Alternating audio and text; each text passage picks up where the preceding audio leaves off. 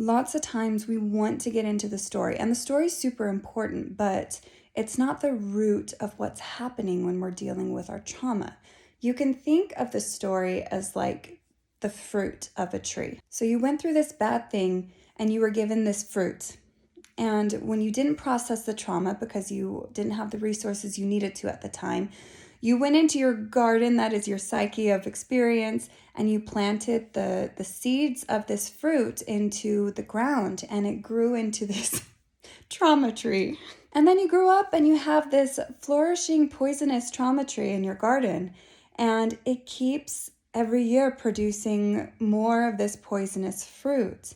Now you can think of this fruit as the memories, the story. This is the reminder of what this tree is. You look at the fruit and you're like, yes, this tree is a whatever tree, an abuse tree, a loneliness tree. This fruit tells me what this tree means. So it's important to be able to see the fruit because the fruit guides us into what we need to do. However, the process of removing this tree from our garden in this metaphor isn't to go picking off the fruits. And that's what happens when we try to process things by telling the story. So when we work with sensations, we're working with the root, not the fruit.